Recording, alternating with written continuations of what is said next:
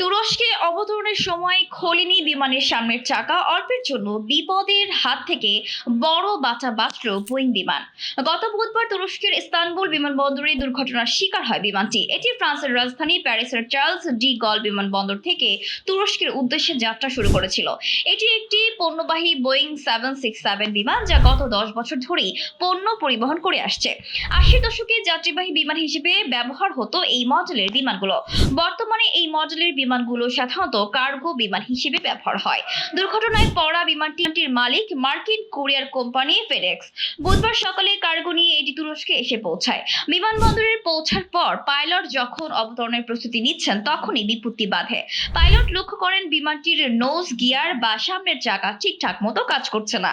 তাৎক্ষণিক বিমানবন্দর কর্তৃপক্ষকে বিষয়টি অবহিত করেন বিমানের পাইলট, সেই সাথে চাকা ছাড়াই জরুরি অবতরণের প্রস্তুতিও নেন। যদিও দুবার অবতরণের চেষ্টা করলেও ব্যর্থ হন তারা। পরবর্তীতে সকাল 8টা 17 মিনিটের সময় সামনের চাকা ছাড়াই সফলভাবে বিমানটিকে ল্যান্ড করাতে সক্ষম হন পাইলটরা। সামাজিক যোগাযোগ মাধ্যমে বিমানটির অবতরণের একটি ভিডিও ভাইরাল হয়েছে। ভিডিওতে দেখা যায় বিমানটি জরুরি অবতরণের চেষ্টা চালাচ্ছে। ওই সময় বিমানটির সামনে ল্যান্ডিং গিয়ারটি দেখা যাচ্ছিল না। পেছনের দুই চাকার উপর কিছুক্ষণ চলার পর বিমানটির সামনের অংশ রানওয়েতে আছড়ে পড়ে। অবতরণের সময় বিমানের ফিউজলাসের সাথে রানওয়ের সংঘর্ষে আগুনের ফুলকি আর ধোঁয়া বের হতে দেখা যায়। এরপর তাৎক্ষণিকভাবে বিমানবন্দরে থাকা ফায়ার সার্ভিসের একটি উদ্ধারকারী দল ঘটনাস্থলে পৌঁছায় এবং পরিস্থিতি নিয়ন্ত্রণে আনেন। সৌভাগ্যবশত বিমানের থাকা কোনো পাইলট ক্রু ওই ঘটনায় আহত বা নিহত হননি। পরবর্তীতে নিরাপদে বিমানের ভেতর থেকে সবাইকে বের করে আনা হয়।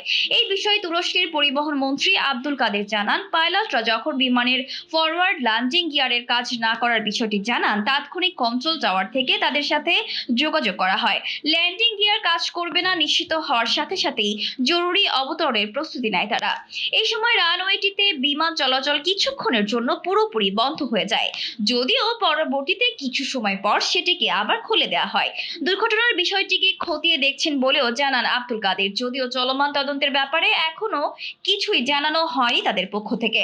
বোয়িং এবং ফেডেক্সের পক্ষ থেকে জানানো হয়েছে তারা প্রয়োজনীয় তথ্য সরবরাহের মাধ্যমে কর্তৃপক্ষকে তদন্তের কাজে সহযোগিতা করছেন।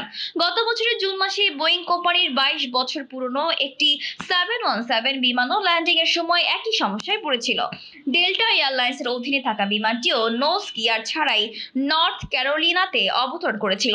ওই সময় রানওয়েতে অস্থায়ীভাবে বিমান চলাচল বন্ধ হয়ে গিয়েছিল। এদিকে একের পর এক বিমানে কারিগরি ত্রুটির কারণে নানা সমালোচনা শুরু হয়েছে বোয়িং কোম্পানিকে নিয়ে।